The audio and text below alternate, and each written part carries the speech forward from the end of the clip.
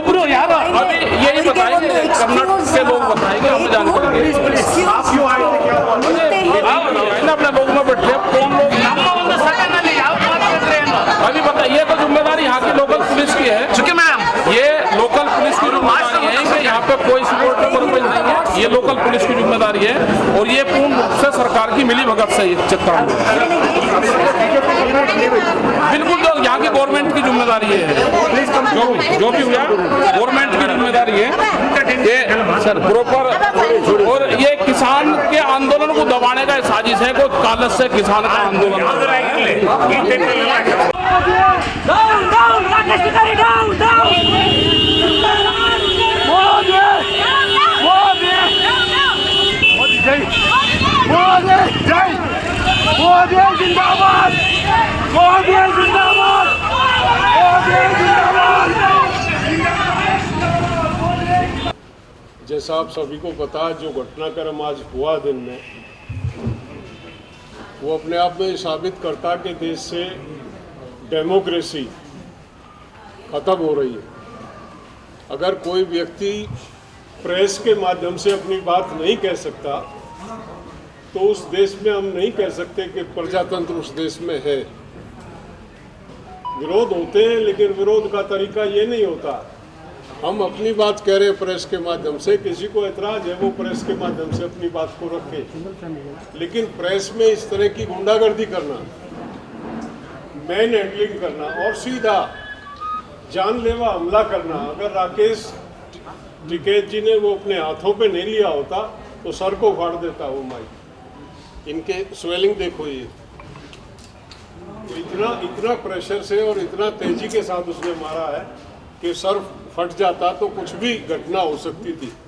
तो दो बातें इसमें हैं। वो जो लोग थे वो मोदी जिंदाबाद के नारे लगा रहे थे और मोदी जी के पोस्टर लहरा रहे थे। हम नहीं कहते वो बीजेपी के थे, लेकिन सरकार स्पष्ट करे लोगों के सामने कि क्या मैनिपुलेशन थी, किसके लोग थे। बीजेपी के खिलाफ तो हम यहाँ कुछ कर नहीं रहे थे, सरकार के खिलाफ हमारा कोई एजेंडा नहीं था। पार्टी के लोग कई दफे विरोध करते हैं जब उनके लिए कुछ बोलते हो, हमारा तो सरकार के खिलाफ कोई बात ही नहीं थी। हम तो अपने लोगों से बात करने आए थे और बात कर रहे थे।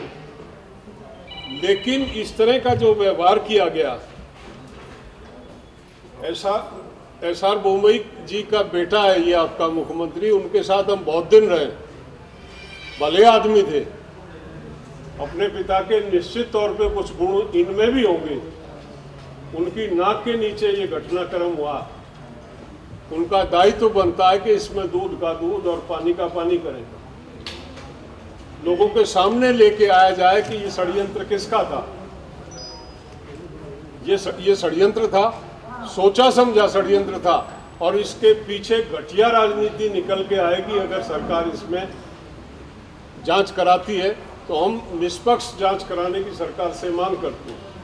पूरे देश में अगर किसानों को इस तरह से, और कर्नाटक में बहुसंख्यक किसान हैं, राकेश टिकैत पूरी किसान बिरादरी को रिप्रेजेंट करते हैं। आज देश का भी और प्रदेश का भी किसान आहत है, और कर्नाटक का किसान विशेष तौर पे आहत होगा कि उनके प्रदेश में इस तरह का घटिया जो है ये घटनाक्रम हुआ।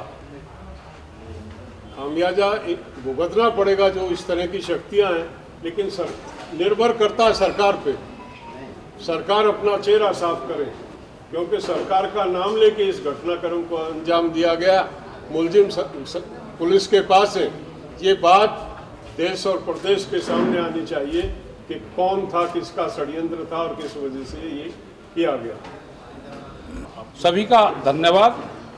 आज यहाँ पे प्रेस कॉन्फ्रेंस का पहले ही यहाँ पे प्रोग्राम कर्नाटक में बेंगलुरु में था, और प्रेस के बीच में जिस तरह की घटनाएं हुई वो दुखदाई है, क्योंकि किसी को भी सवाल जवाब कर सकता है, लेकिन जिस तरह से चोट पहुंचाने की साजिश रची गई, उसकी यहाँ के पुलिस प्रशासन से हमारी डिमांड है कि उसकी जांच होनी चाहिए। जैसे कोई आदमी बीच में से उठ के आए और उन्हें सीधा अटैक किया, उसकी जांच हो जानी चाहिए। और जब तक जांच नहीं होगी, जब तक उस आदमी का पता नहीं चलेगा वो सरकार का था या किसी संगठन से था या किसका था, उसकी पूर्ण रूप से जांच होनी चाहिए। हम प्रेस के माध्यम से ये बात कह रहे हैं।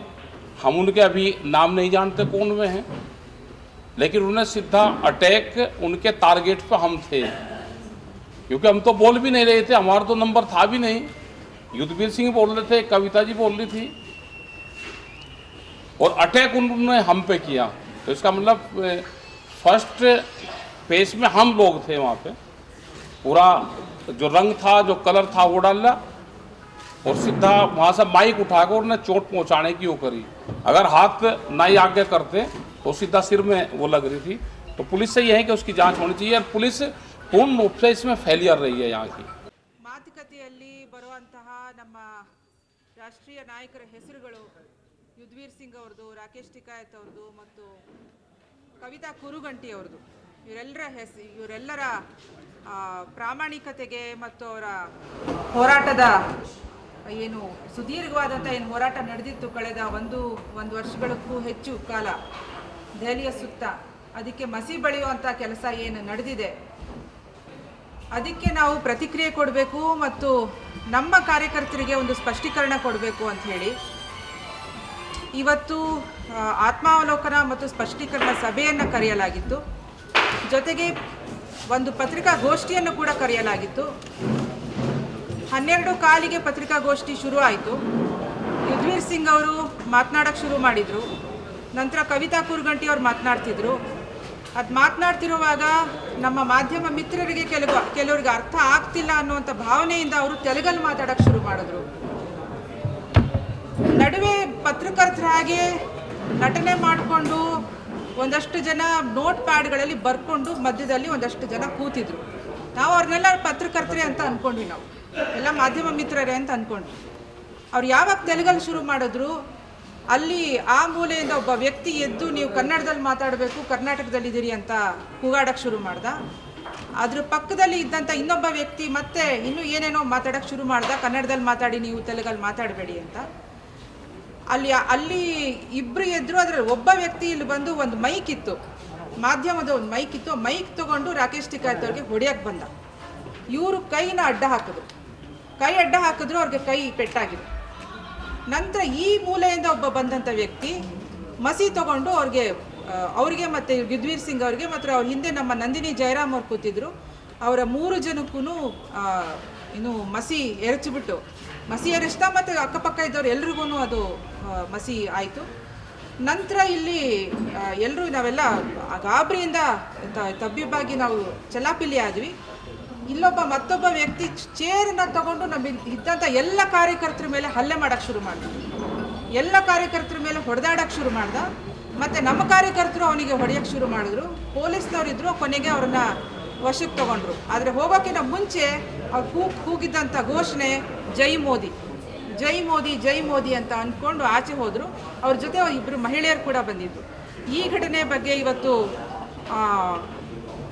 ಪತ್ರಿಕೆ ಮಾಧ್ಯಮವನ್ನು ಕುರಿತು ಯುದ್ಧವೀರ್ ಸಿಂಗ್ ಅವರು, ರಾಕೇಶ್ ಟಿಕಾಯತ್ ಅವರು ಮಾತನಾಡ್ತಿದ್ದಾರೆ. ಮತ್ತು ಮಾಧ್ಯಮದ ನಮ್ಮ ಜೊತೆ ಈಗಾಗಲೇ ಅನೇಕ ಹಿರಿಯರು ಬಂದಿದ್ದಾರೆ. ಚಾಮರ್ಸ ಮಾಲಿ ಪಾಟೀಲ್ರು, BR ಪಾಟೀಲ್ರು, ಪ್ರಕಾಶ್ ಕಮ್ಮರಡಿ ಅವರು, ಕೃಷಿ ಬೆಲೆ ಆಯೋಗದ ಮಾಜಿ ಅಧ್ಯಕ್ಷರು, ಮತ್ತು ಬಡಗಲ್ಪುರ ನಾಗೇಂದ್ರ ಅವರು, ಸರ್ ಹಿರೇಮಠ್ ಸರ್ ನಮಸ್ತೆ, SR ಹಿರೇಮಠರು ಕೂಡ ಬಂದಿದ್ದಾರೆ.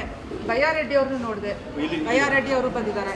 ಹಾಂ, ಮತ್ತು ಅನೇಕ ರೈತ ಮುಖಂಡರುಗಳು ಇವತ್ತು ನಾವಿಲ್ಲಿದ್ದೀವಿ. ನಾಳೆ ಇಡೀ ಕರ್ನಾಟಕದಾದ್ಯಂತ ಇದೇನು ಕಪ್ಪು ಚುಕ್ಕಿಯನ್ನು ರೈತ ಚಳವಳಿಗೆ ಹಾಕುವಂಥ ಒಂದು ಕೃತ್ಯ ನಡೆದಿದೆ. ಕೃತ್ಯವನ್ನು ಖಂಡಿಸಿ ಇಡೀ ಕರ್ನಾಟಕದಾದ್ಯಂತ ಇನ್ನು ರೈತರು ನಾಳೆ ಕಪ್ಪು ಬಟ್ಟೆಯನ್ನು ಧರಿಸಿ ಚಳವಳಿ ಮಾಡಬೇಕು ಅಂತ ಹೇಳಿ ಈಗಾಗಲೇ ನಾವು ತೀರ್ಮಾನ ಮಾಡಿ ಕರೆ ಕೊಟ್ಟಾಗಿದೆ. ಇದು ಅತ್ಯಂತ ಕರಾಳ ದಿನ ಅಂತ ನಾನು ಭಾವಿಸ್ತೀನಿ.